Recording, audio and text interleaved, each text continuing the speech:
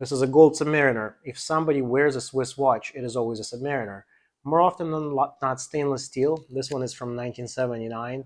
This means that the watch is the first watch that Rolex made in gold, where they've decided that they wanted to sell luxury watches. Before this, all Submariners were stainless steel.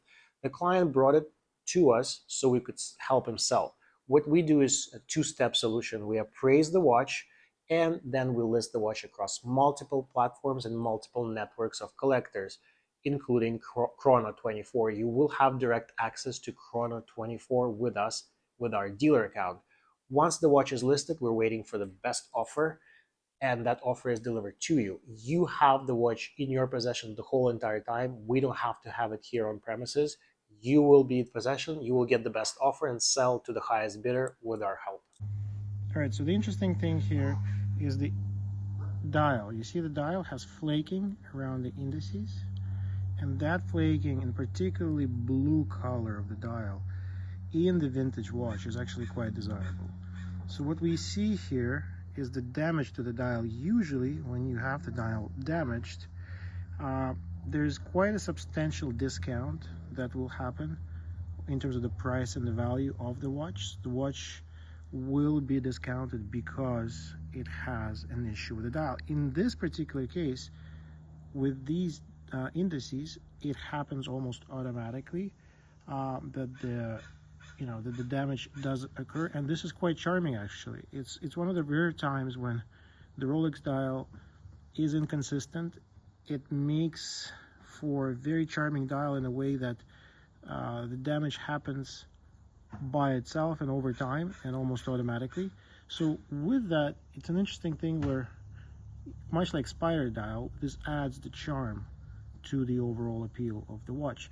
The problem with this particular dial, and very unfortunately, and this does happen with vintage watches sometimes, is the hands, if you can see, and the indices themselves have been re-loomed in the past. So somewhere in the 90s or the 2000s, the watchmaker that was servicing the watch had just implied to the original owner, which, I don't know the owner, but I'm assuming the conversation went something like this: well, at night, if we add luminous material, and when you have been wearing the watch all day, at night you'll be able to see what time it is quite easily, because I will add luminous material aftermarket on the dial, and you have it here on the watch. And quite frankly, this demolishes the value.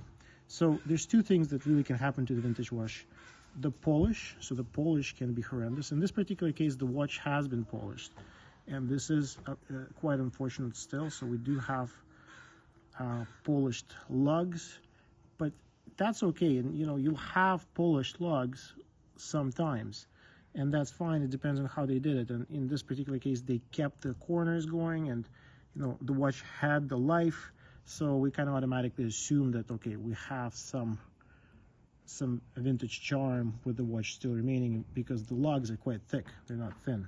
The watch is not over polished. The dial is really beautiful. You have this flaking that you're really looking forward to see in this kind of period of the dial from 18 karat yellow gold. It's the nipple dial is what we call it.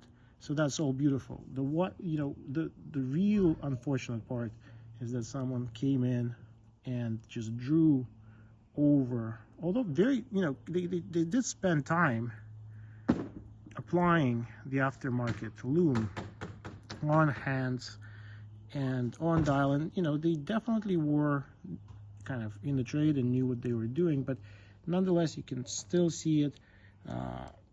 It's abnormally white.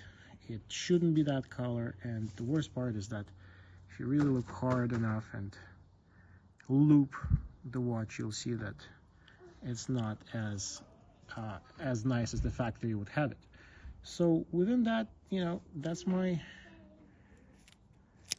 quick review of this watch, and 18 karat yellow gold throughout. First time the Submariner, this rugged idea of a diver's watch, had received full 18 karat yellow gold look at me makeover.